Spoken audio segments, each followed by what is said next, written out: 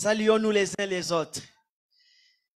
Je salue tous les chrétiens dans le monde entier. Amen. L'église corps du Christ dans le monde, je vous salue au nom de Jésus. Je salue ceux qui sont en Afrique, ceux qui sont en Asie, ceux qui sont en Asie, ceux qui sont en Amérique, ceux qui sont en Europe, ceux qui sont en Israël, ceux qui sont en Palestine.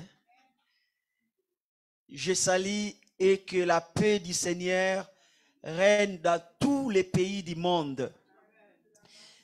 Nous prions pour la Martinique, nous prions pour Haïti, nous prions pour Guadeloupe, nous prions pour Irak, pour la Libye, pour Israël, pour Palestine.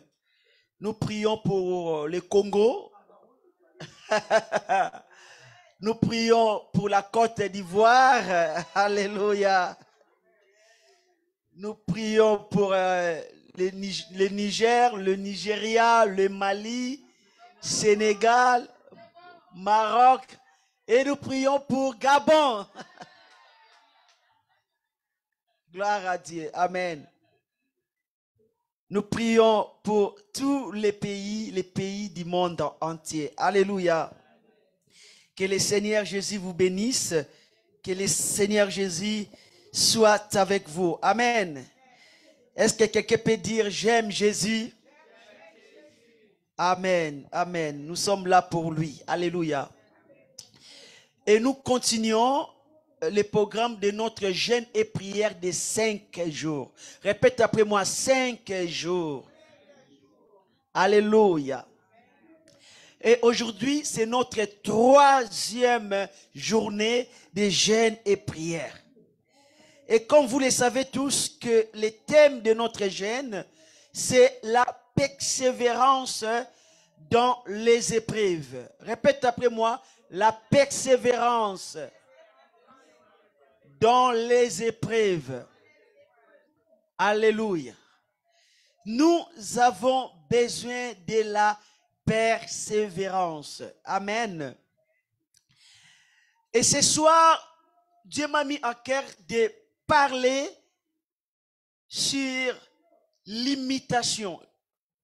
C'est-à-dire, nous devons imiter la foi de nos conducteurs ou la foi des personnes qui ont marché avec Dieu. Amen. Des personnes qui ont vécu des choses extraordinaires avec Dieu. Des personnes qui ont vu les miracles, la guérison et la puissance de Dieu en action. Et nous devons imiter leur foi.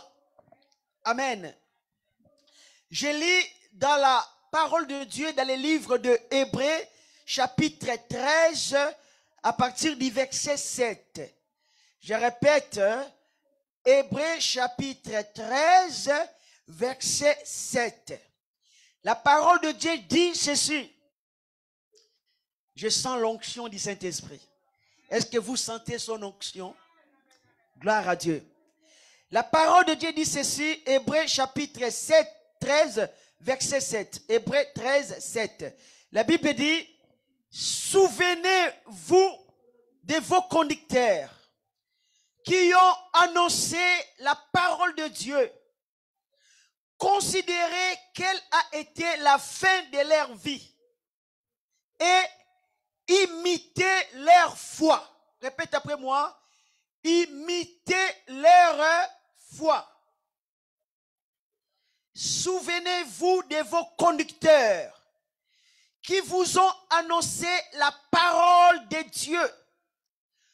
Considérez quelle a été la fin de leur vie et imitez leur foi. Du pasteur, c'est la parole de Dieu. Amen. Et j'aimerais parler avec vous de 3 personnages ou de 3 personnes bibliques. je prends ces trois personnes comme des modèles que Dieu nous appelle ce soir à imiter leur foi. La première personne, c'est Joseph. Répète après moi, Joseph. Alors, qu'est-ce que la Bible dit de Joseph? Prenons la parole de Dieu dans le livre de Genèse, chapitre 37, verset 2. Je répète, Genèse, chapitre 37, verset 2. La Bible dit ceci: voici la postérité de Jacob,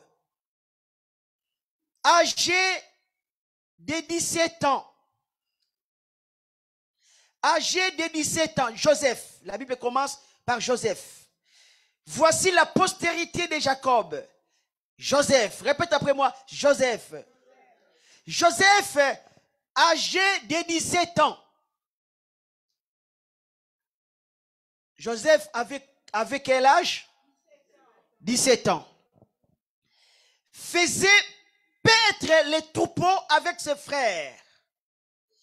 Cet enfant était auprès des fils de Bila et des fils de Zilpa, femme de son père. Et Joseph rapportait à leur père leurs mauvais propos. Il avait que 17 ans.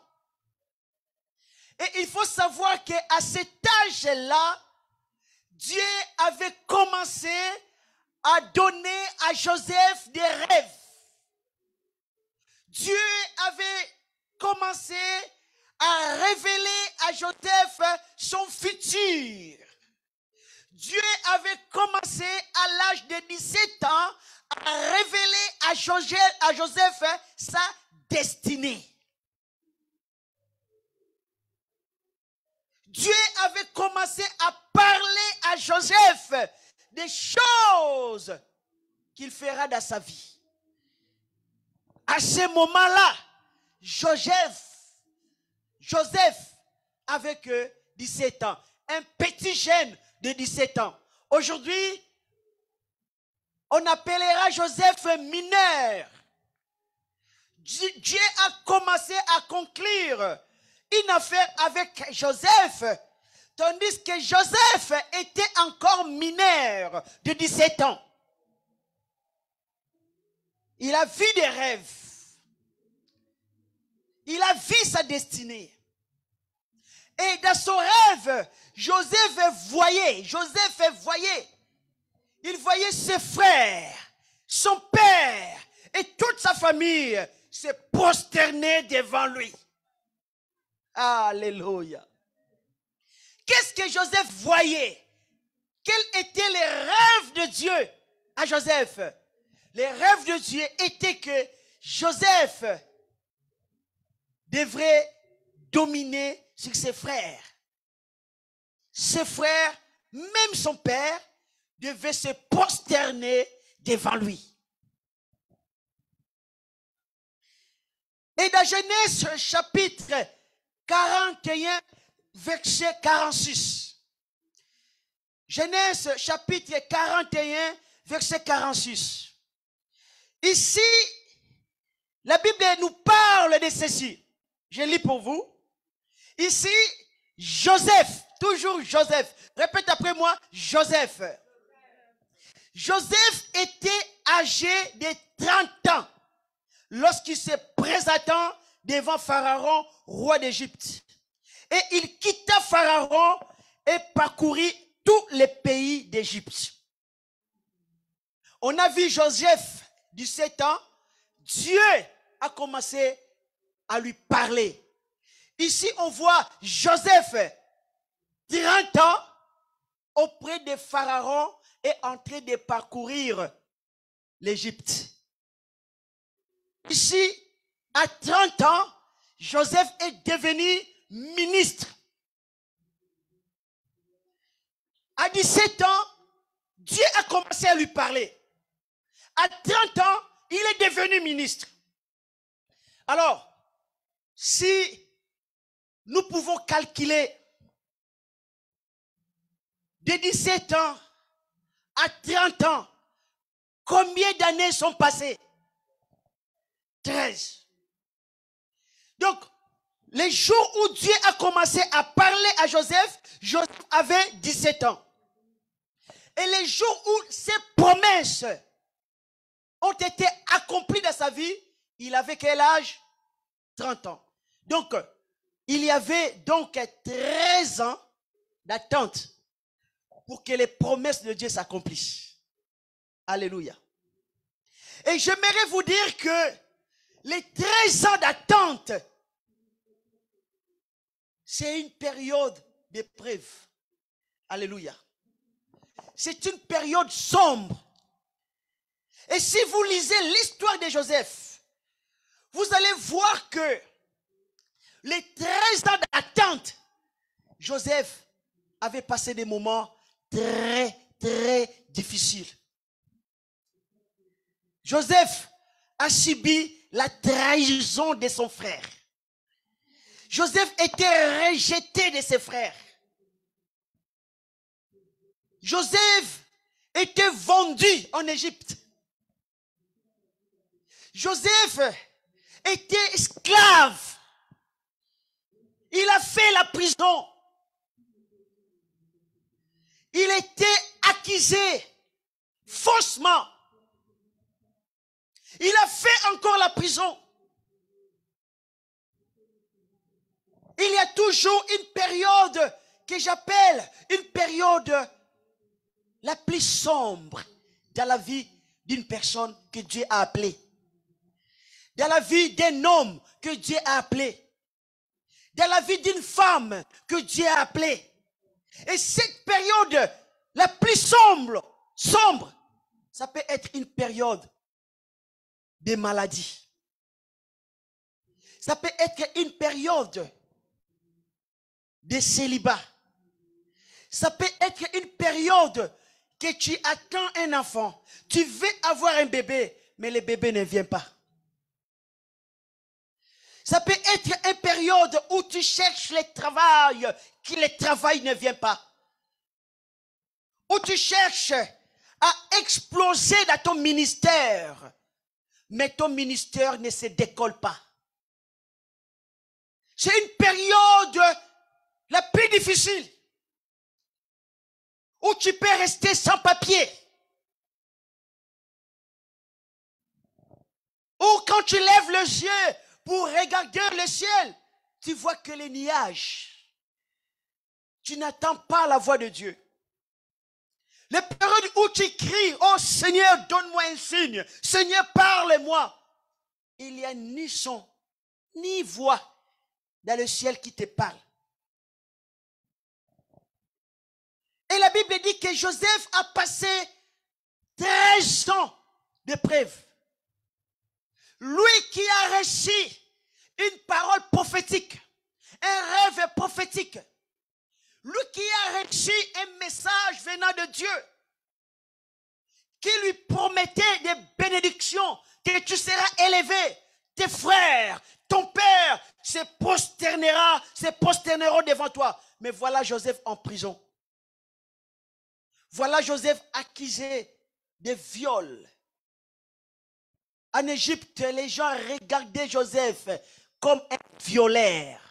Je répète encore, en Égypte, les gens regardaient Joseph comme un violeur. Parce que la femme du président, la femme du roi, la femme d'un grand chef t'a accusé de viol. Je vous pose la question, entre un pauvre étranger esclave et la femme du roi, femme d'un grand chef, qui les gens doivent croire. Même la justice, tu penses que la justice donnera à Joseph raison face à la femme de Pharaon? Potiphar, Et voilà Joseph condamné en prison. Il arrive parfois, quand Dieu nous parle, quand Dieu nous fait des promesses, il arrive parfois, nous traversons une période d'épreuve que j'appelle le désert. Quand Dieu a promis aux enfants d'Israël, vous allez entrer dans un pays de gloire, dans un pays où lait va couler, dans un pays d'abondance, vous allez entrer dans la bénédiction. Bien-aimés, avant que Israël entre dans sa destinée, il y avait les déserts. Il y avait le désert. La raison pour laquelle que nous gênons, et le thème de notre jeûne, c'est la persévérance dans les épreuves. Parce que je suis sûr que tu traverses les épreuves. Si tu ne traverses pas les épreuves maintenant, ça viendra. Et quand les épreuves viendront vers toi, tu as besoin de la persévérance. Pour que tu ne renonces pas à ta foi. C'était dire pour Joseph. Le 13 années de souffrance, avant que la promesse de Dieu s'accomplisse, il y a toujours ce que j'appelle les 13 années de souffrance. Et ce soir, je parle à des Joseph ici. Je parle à des Joséphine ici. Écoutez-moi bien, même si vous avez reçu la révélation par des anges, il y aura 13 années de souffrance. Il y aura 13 années où vous avez besoin de la persévérance. 13 années des épreuves. 13 années de désert. Et si nous lisons dans la Bible, nous allons comprendre qu'Israël a fait 40 années dans les déserts avant d'entrer dans la terre promise. Bien aimé, écoutez-moi bien. Il ne s'agit pas de malédictions ancestrales. Il ne s'agit pas de malédictions générationnelles. Il s'agit de preuves, des épreuves. Et des épreuves que nous subissons dans la vie. Il y a des épreuves voulues par Dieu lui-même. Alléluia. Et durant cette période des épreuves, tu dois avoir une attitude positive envers la parole de Dieu. Durant cette période des épreuves, tu dois garder la foi. Tu ne dois pas renoncer à ta foi. Parce que si tu renonces à ta foi, tu perds tout. Si ta maladie est incurable et tu renonces à la foi, tu vas mourir. Tu dois lutter pour ta santé. Tu dois lutter pour ta guérison. Et la lutte que tu dois faire, chaque jour, tu dois garder la foi. Même quand tu souffres, même quand tu as des douleurs, plaire dans la foi. Même quand tu es condamné injustement, même quand il y a des fausses accusations contre toi, souffre, ne perds pas la foi. Alléluia. Parce que tu seras justifié. Tu seras justifié par ta foi. Tu seras justifié par ta foi. Tu seras justifié par ta foi. Tu seras justifié par ta foi. Tu seras justifié par ta foi. Alléluia. Ne renonce pas à ta foi. Laissez-les t'insulter. Laissez-les te traiter de tous les noms. Mais ne renonce pas à ta foi. Est-ce qu'on peut acclamer le Seigneur? Gloire à Dieu. Amen. Et la deuxième personne que j'aimerais parler avec vous, c'est Abraham. Waouh, le père de la foi. La Bible dit dans Genèse 21, verset 5, la Bible dit ceci: Abraham était âgé de 100 ans à la naissance d'Isaac, son fils. Et si nous voulons comprendre, quand Dieu a parlé à Abraham pour lui donner une promesse pour Isaac, Abraham avait 75 ans. 75 ans. Et quand Isaac est venu dans le monde, Abraham avait 100 ans. Essaye de calculer 75 ans à 100 ans. Combien d'années Abraham a traversé les déserts, l'épreuve? Combien d'années il était à l'attente de sa bénédiction? Combien d'années? 25 ans. 25 années des épreuves égale 25 années de la persévérance, de l'endurance et de la patience. 25 années où tu ne dois pas renoncer à ta foi. 25 années où tu dois toujours continuer à croire à ta guérison. Ne renonce pas à croire à la guérison de cette maladie qu'on appelle cancer. Ne renonce pas. Peu importe les résultats médicaux, continuez à croire. Peu importe que la situation change négativement, continuez à croire. Ne renonce pas à ta foi. Abraham, à un moment, vous savez, dans les 25 ans d'attente, il y a plusieurs choses qui sont passées dans les 25 ans. Ce qui s'est passé, vous savez, c'était quoi? Sarah commençait à vieillir. Abraham commençait à vieillir. Vous le savez que il y a toujours un âge, il y a toujours un certain âge pour des femmes. L'âge de la ménopause. Et Sarah était en âge qu'on appelle ménopause. C'était un grand combat, un grand défi pour Abraham. Dieu t'a dit que tu auras un enfant, mais on t'annonce que ta femme là, non seulement elle est stérile, mais elle a déjà dépassé l'âge pour des femmes pour espérer avoir un enfant. Elle a dépassé Abraham. Tu rêves. Tu es dans quelle planète? Dans notre planète ici. Si une femme a déjà atteint 50 ans, c'est fini.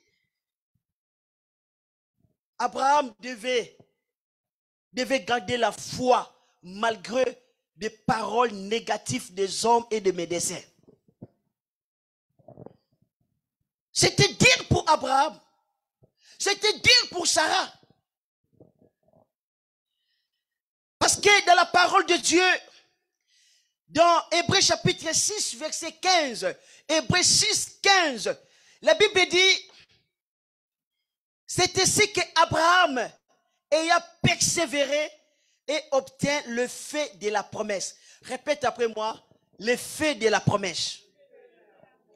On peut obtenir le fait de la promesse que lorsqu'on persévère. Hébreux 6, 15. La Bible dit qu'à cause de la persévérance qu'Abraham a obtenu le feu de la promesse. Et Romains chapitre 4, verset 19 à 22. Romains 4, verset 19 à 22. La Bible dit, Abraham toujours, il ne s'affaiblit point dans la foi. Répète après moi, il ne s'affaiblit point dans la foi. Écoute, j'aimerais vraiment que vous compreniez bien. Abraham était devenu un vieux de 100 ans. Sarah, elle était devenue une vieille de 90 ans. Mais la Bible dit, Abraham ne s'affaiblit point dans sa foi. Ça me dépasse. Ça me dépasse. Lui 100 ans, sa femme 90 ans. Mais il ne s'affaiblit point dans sa foi. Alléluia. Abraham est notre modèle de la persévérance. Joseph est notre modèle de la persévérance. 100 ans. Ta femme, 90 ans. Mais Abraham continue à croire que sa femme, Sarah, de 90 ans, elle va toujours enfanter. Alléluia. Et je continue à lire. Il ne considéra point qu'en état âgé de 100 ans, et ses corps étaient déjà comme morts, que la vertu de concevoir était éteinte dans celui de Sarah.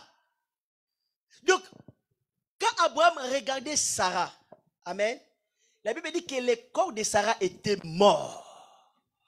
Le corps d'Abraham était aussi mort. Mais Abraham ne considéra pas cet état. Waouh! Il ne considéra pas cet état. Donc, c'est-à-dire qu'Abraham n'a pas dit que ma femme est devenue vierge, c'est impossible. Il n'a pas dit ça. Il n'a pas considéré ça. Abraham n'a pas pensé que maintenant mon corps, je suis devenu vieux, c'est fini. Abraham n'a pas considéré son âge. Il n'a pas considéré l'âge de Sarah. Alléluia. Et je continue à lire. Il n'hésita point. Il n'y eut pas la moindre défiance de la promesse de Dieu. Mais il se fortifia par la foi, rendant gloire à Dieu. Waouh! Dis waouh! Abraham se fortifia. Fortifier signifie il se rend encore plus fort dans la foi. Alléluia. Il rendra grâce, il rendra gloire à Dieu en disant que ma femme va enfanter. Comme Dieu l'a dit, elle va enfanter. Quelle foi! Je continue à lire. Pleinement persuadé que Dieu est le Tout-Puissant pour faire tout ce qu'il a promis. C'est pour cette raison que sa foi lui a été imputée en justice. Il a mis sa confiance dans la puissance de Dieu. Alléluia. Écoutez, Dieu ne va pas t'exaucer parce que tu es gentil. Ce n'est pas à cause de ta gentillesse. Ce n'est pas parce que tu pleures beaucoup. Ce n'est pas parce que tu t'inquiètes beaucoup. Mais Dieu va t'exaucer en raison de ta foi. En raison de la persévérance dans la foi. Abraham ne pleurait pas beaucoup. Il ne s'inquiétait pas beaucoup. Mais Abraham persévérait dans la foi. Abraham faisait confiance à Dieu à 100%. Alléluia. Et la troisième personne que je vais vous parler de cet homme qui s'appelle Caleb. Répète après moi, Caleb. La Bible dit ceci concernant Caleb dans Josué chapitre 14, verset 6 jusqu'au verset 15. J'aimerais lire la parole de Dieu pour vous. La Bible dit ceci. Les fils de Juda s'approchèrent de Josué à Gilgal. Et Caleb, répète après moi, Caleb, fils de Jephunneh, le Kénésien, lui dit, tu sais ce que l'Éternel a déclaré à Moïse, homme de Dieu, au sujet de moi et au sujet de toi. À Kadesh Barnéa. J'étais âgé de 40 ans. Répète après moi, j'étais âgé de 40 ans. Quand le Seigneur a parlé, Josué avait quel âge? 40 ans. Il dit, j'étais âgé de 40 ans lorsque Moïse, serviteur de l'Éternel, m'a envoyé de Kadesh Barnéa pour explorer le pays. Je lui fis un rapport avec droiture du cœur. Mes frères qui étaient montés avec moi découragèrent le peuple. Mais moi, j'ai suivi pleinement la voie de l'Éternel, mon Dieu. Et ces jours-là, Moïse gira en disant, le pays que ton pied a foulé sera ton héritage à perpétuité. Ton héritage. Et à l'époque, ces pays-là étaient habités par les Cananéens. Mais Dieu a dit à travers Moïse que ce pays sera ton héritage. Caleb. Je continue à lire. Pour toi et pour tes enfants, parce que tu as pleinement suivi la voie de l'Éternel, mon Dieu. Maintenant, voici, l'Éternel m'a fait vivre, comme il a dit, il y a 45 ans que l'Éternel parlait ainsi à Moïse. Waouh! 45 ans. 45 ans. Si on calcule à ce moment-là, Josué devait avoir quel âge? 85 ans. Quelle persévérance. Je continue à lire.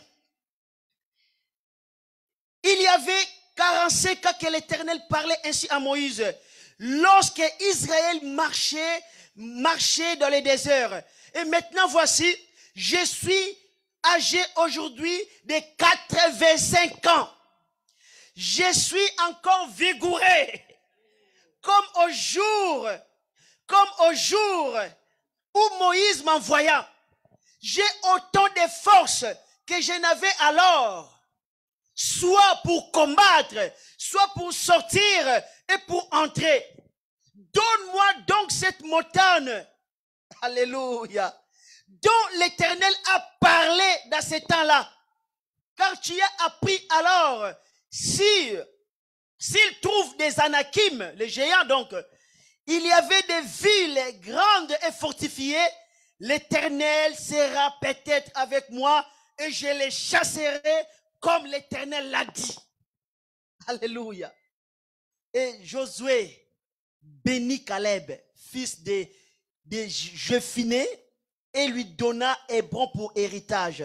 C'est ainsi que Caleb, fils de Jephunnée, le Kénizien, a eu jusqu'à ce jour Hébron pour héritage, parce qu'il avait pleinement suivi la voie de l'Éternel, le Dieu d'Israël.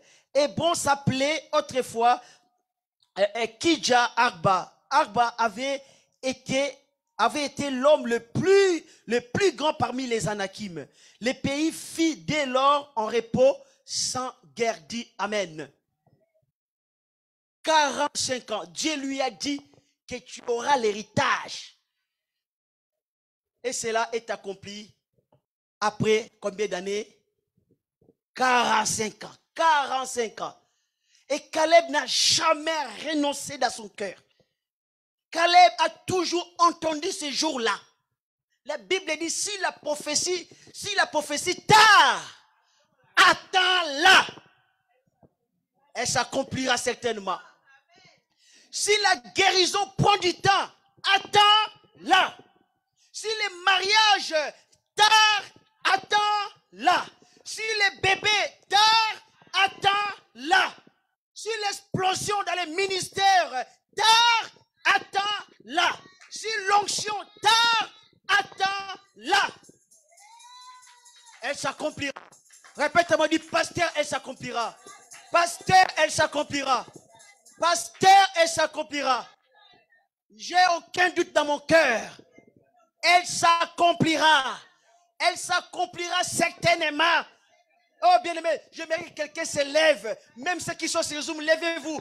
Faites comme moi dit, elle s'accomplira certainement. Elle s'accomplira certainement. Elle s'accomplira certainement. Elle s'accomplira. Parle, dis mon miracle. Ma bénédiction, elle s'accomplira. Mon miracle, il s'accomplira. L'onction, elle s'accomplira. Les enfants, ils s'accompliront. Au nom de Jésus. Au nom de Jésus. Proclame.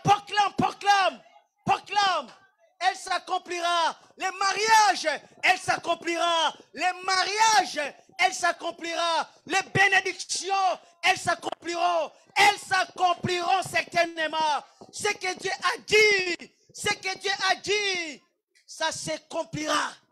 Ça s'accomplira. Ce que sa bouche dit, sa main l'accomplit. Ce que sa bouche dit, sa main l'accomplit. Ce que sa bouche dit, sa main l'accomplit. Ce que sa bouche dit, sa main l'accomplit. Reçois ton miracle. Reçois ton miracle. Reçois ton miracle maintenant. La nuée de Dieu tombe maintenant. Reçois. Reçois ton miracle. Car le nuée, ça tombe sur toi. La puissance de Dieu, la gloire de Dieu, elle s'accomplira. Elle s'accomplira. Elle s'accomplira. Si ça tarde, attends-la. Attends-la. Attends-la. Joseph a attendu pendant 13 ans. Abraham a attendu pendant 25 ans. Caleb a attendu pendant 45 ans. Elle s'accomplira. Elle s'accomplira. Elle s'accomplira. Elle s'accomplira. Elle s'accomplira. Elle s'accomplira. Dans le nom de Jésus. Dans le nom de Jésus. Elle s'accomplira. Dans le nom de Jésus. Elle s'accomplira. Elle s'accomplira. Certainement. Certainement. Attends-la. Elle s'accomplira. Elle s'accomplira. Chaque jour, tu dois vivre comme si ça va s'accomplir aujourd'hui. Tu dois vivre dans ton cœur. Dis que Seigneur, ça va s'accomplir aujourd'hui.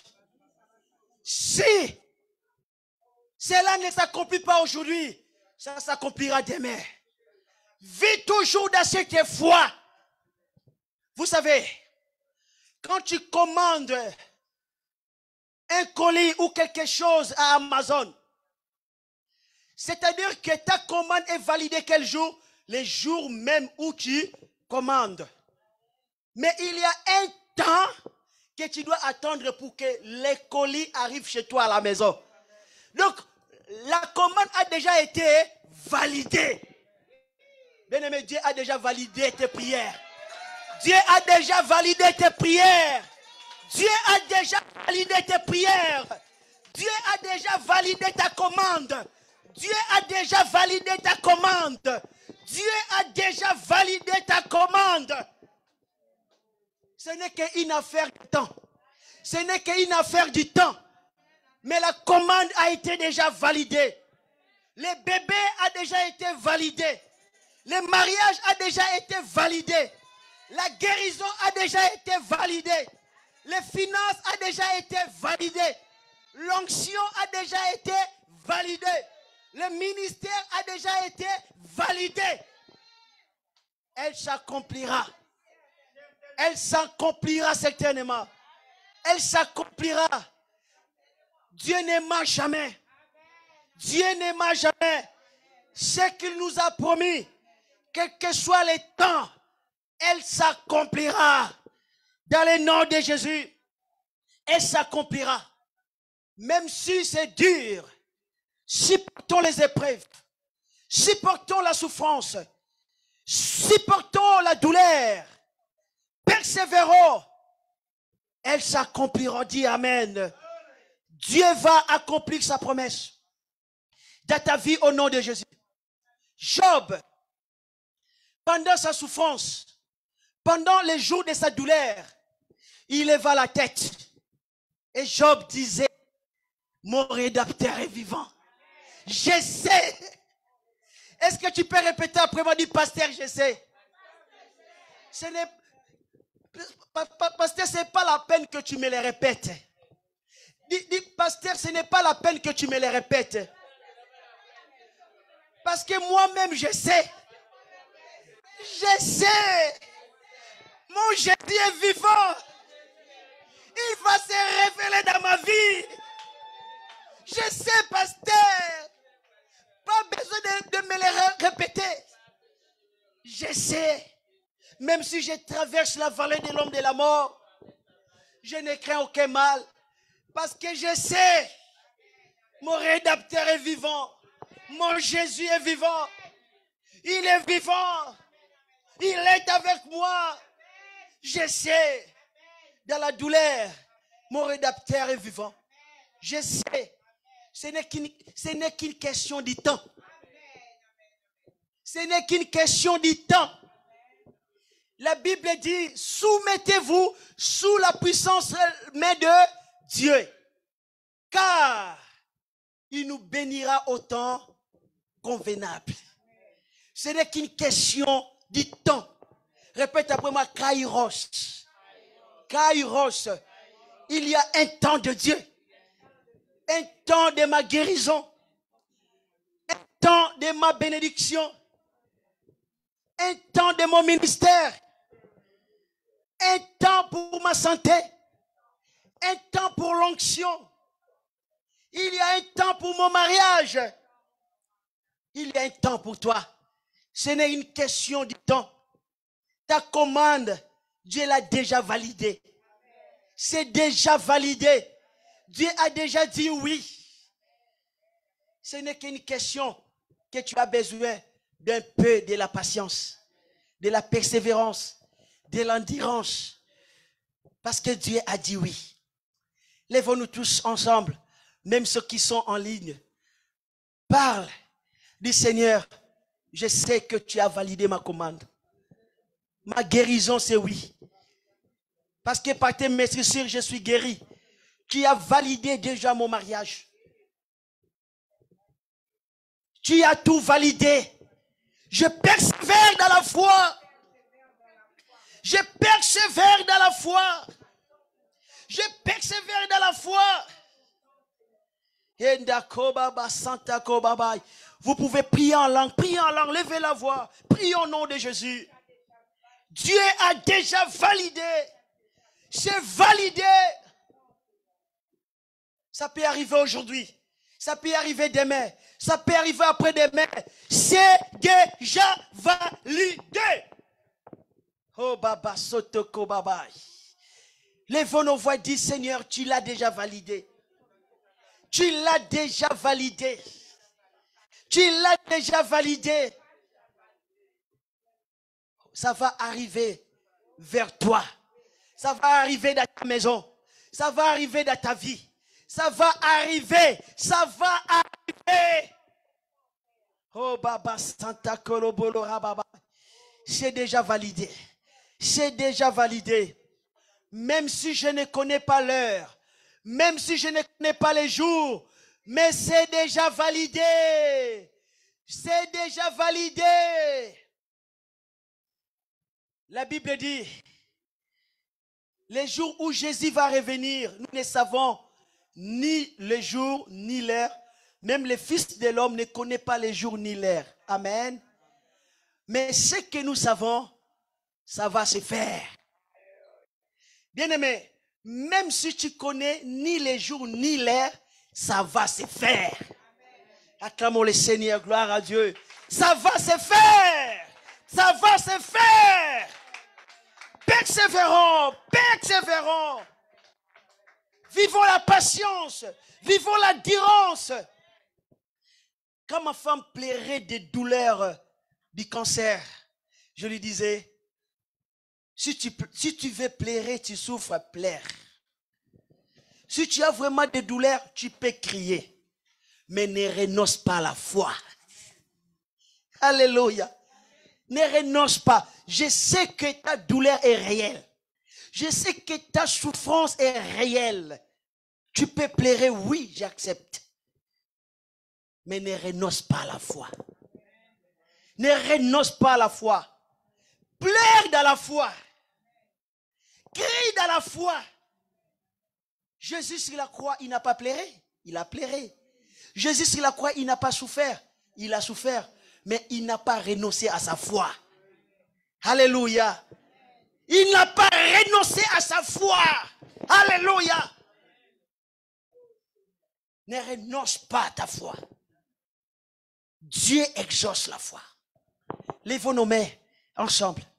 Dis Seigneur Jésus, je te remercie pour ta parole.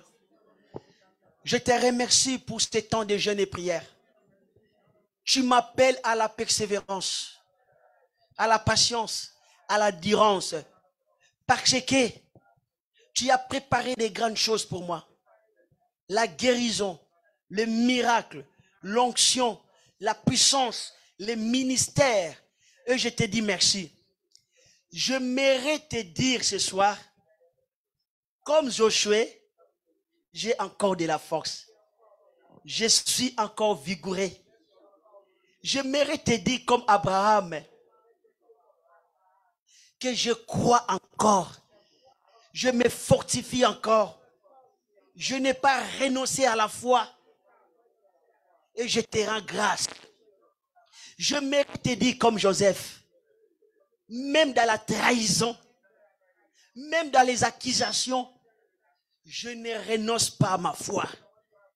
Ce que tu m'as dit quand j'avais 17 ans, maintenant j'ai 30 ans, tu peux encore l'accomplir. J'aimerais te dire, Seigneur, comme Job, je sais, je n'ai pas besoin que les hommes me les rappellent, parce que je le sais, au fond de mon cœur, je sais que mon Rédempteur est vivant, je sais que Jésus est vivant, il se lèvera pour ma situation, il se lèvera, je le sais, je crois en Jésus, je lui fais encore confiance et je lui rends grâce au nom de Jésus. Merci Seigneur pour ces 5 jours de jeûne et prière. À toi soit la gloire, à toi soit la puissance, dans le nom de Jésus-Christ. Amen. Est-ce qu'on peut acclamer pour notre Seigneur Jésus? Acclamons pour Jésus. Amen, amen, amen, Amen. amen. Maintenant, nous allons prendre les offrandes. Et ceux qui sont en ligne, ceux qui nous suivent sur Facebook ou sur YouTube, vous pouvez aussi faire une offrande. Bien-aimés, on est proche de réaliser nos projets. Et nous remercions le Seigneur. Si vous voulez soutenir l'œuvre de Dieu, n'hésitez pas de nous contacter. Contactez-nous pour bénir l'œuvre de Dieu. Alléluia. Et si vous nous bénissons, et nous allons encore faire beaucoup de choses pour la gloire de Dieu. Alléluia. Donc, n'hésitez pas de nous contacter.